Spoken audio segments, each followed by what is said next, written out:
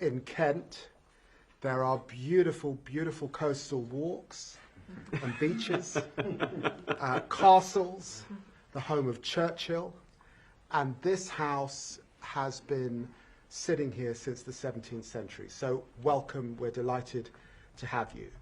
And in a sense, this is an indication of the long-standing bonds that exist between our two countries.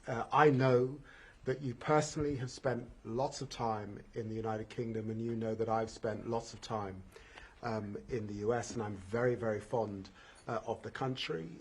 Our bilateral relations are in a wonderful place, having struck our economic prosperity deal and working hard on a new technology partnership, which will be very, very exciting indeed. Today, of course, we will be discussing the developing situation in the Middle East and in Gaza, which is of great concern, and of course the ongoing war in Ukraine and our desire to see that come to an end. And I'm sure we'll be reflecting on other issues of global interest and concern. But welcome to my home here in the wonderful county of Kent. Thank you. It's good to be here. Well, thank you so much for having me, Mr. Foreign Secretary. It's good to see you all and good to see your team here.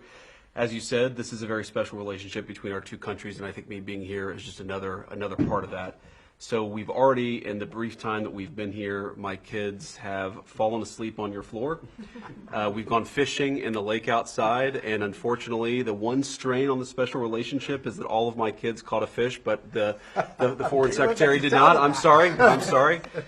It is great to be here in Kent again. My wife and I love this section, this area of the UK. We actually were here a couple of years ago. We went to Dover and to the Cathedral of Canterbury, so we love this country. We certainly love this part of the country, and so it's great to be here. As David said, we have a lot to discuss. There's a lot going on in the world. Of course, the situation in the Middle East, the situation with Ukraine and Russia. There's a lot of news there and a lot of things to update each other on.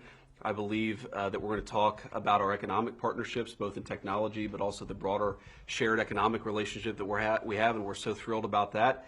But just on a personal note, I have to say that I really have become a good friend, and David has become a good friend of mine, and so it's great to spend some time here with him and his family. On the trip over here, my 3-year-old daughter in particular kept on asking if she was going to get to hang out with Maya. The answer, happily, was yes, and you've been very, very gracious host to me and the whole family, so we're very grateful to that. And to the people of England, I really love this country, and in particular, having never been to this beautiful house before and seen the surrounding area, I just say that the people who built it, the people who sustained it, I think really love the human spirit, and being here lifts up the human spirit. And so I feel, from one vice president to the people of England, thank you for having such a beautiful place for foreigners like me to come and talk about the issues of the day, because we really appreciate it, and we're really thrilled to be here. So to David and your team, thank you so very much. Thank you. Absolutely. Thank you. Yeah. Did you catch a fish, sir? I caught a few, actually. Yeah, I don't want to brag, but we did okay. Well, you know, David, I guess when you were in opposition, right, and I had just gotten elected to the United States Senate, obviously we come from sort of different political spectrums, but he was kind enough to make time on a visit to D.C. We got to know each other a little bit then and just kept on seeing each other, and our families enjoy each other's company very much, which always helps. But we care about this relationship, and we care about the fact that though we're separated by an ocean, and I guess as Churchill said, by a common language, that we have a lot in common, and there's a lot to do and a lot to work on together. You know, David once said to me, this was probably a couple of years ago, that there's this feeling that the world is in a state of incredible tension. And I certainly felt that a couple of years ago. I think that the President of the United States over the last 6-7 months has done a lot to lower that tension, but there's a lot that the United Kingdom and the United States can do, I think, to bring greater peace and greater stability to the world. And so we share that conviction, and that's made it easy for us to spend time together and work on the issues of the day.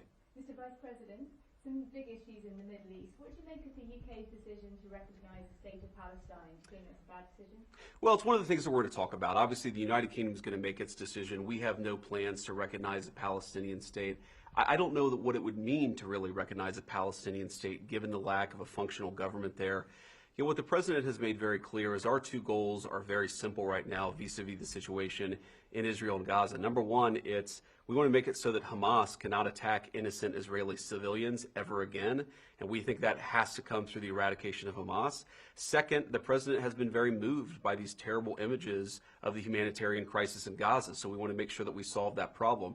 I think all of us can work on how to solve that problem. Obviously, it's not an easy problem to solve, or it would have already been dealt with, but we share, I think, that focus and that goal. We may have some disagreements about how exactly to accomplish that goal, and we'll talk about that today. Mr. Vice President, what do you make of President Trump's comments last week about you the likely front runner in the 2020 I don't want to talk about lowly things like politics in this grand house. Come on. Look, I think my view on the politics of 2028 is I'm not really focused even on the election in 2026, much less 1-2 years after that. And if we do a good job for the American people, the politics will take care of itself. So I'm going to try to do a good job for the American people, just as David's trying to do a good job for the people of the UK. Mr. Vice President, was the president given a heads up about Israel's intention to occupy Gaza City?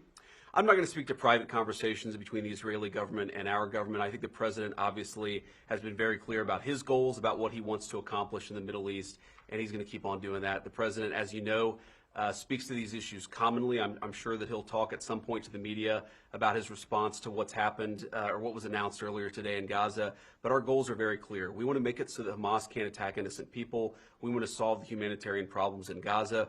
We're working incredibly hard, the president and the entire team, to make sure that happens.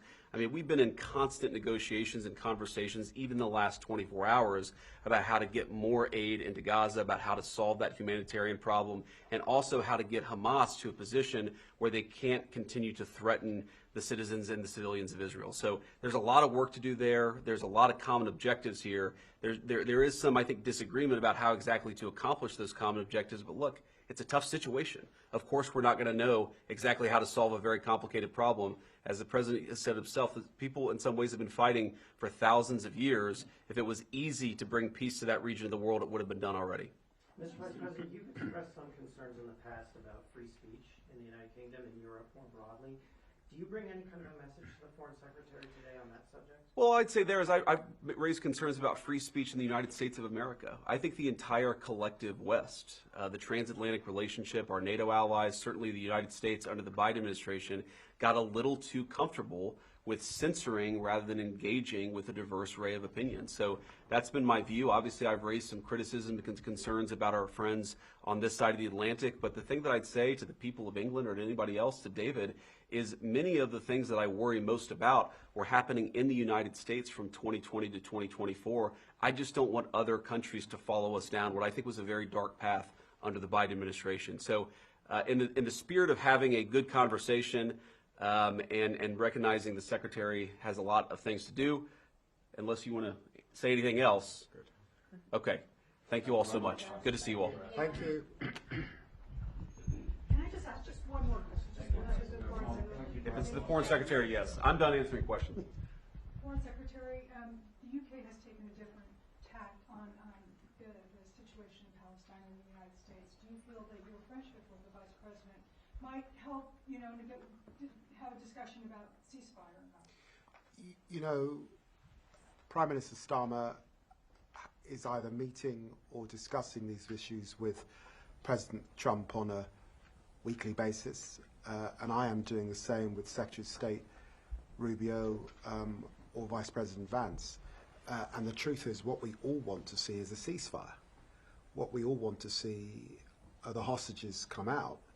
And we are hugely concerned by the humanitarian suffering that we're seeing in Gaza particularly. So it is bringing that to an end that we want to see. I am concerned about what is developing in Gaza at this time and the recent decision by the cabinet, and hugely concerned, as I think a lot of Israeli people are, about the impact particularly on the hostages, and we'll be able to discuss these issues in the hours ahead. Thank you.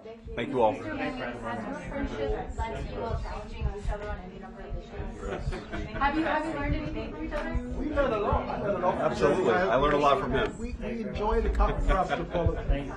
The cut and thrust of politics is what excites me, and Look, the truth is, I was blessed to go to Harvard, and I think the Vice President went to a university not quite as good. That's right.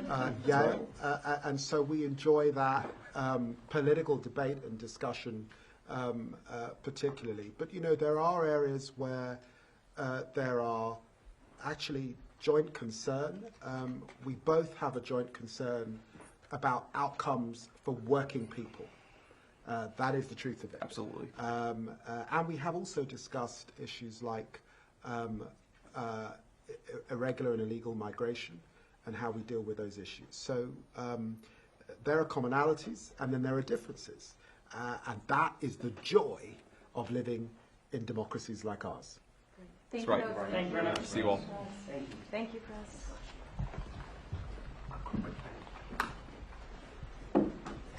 As the President says, we want any press conference not to say we're working in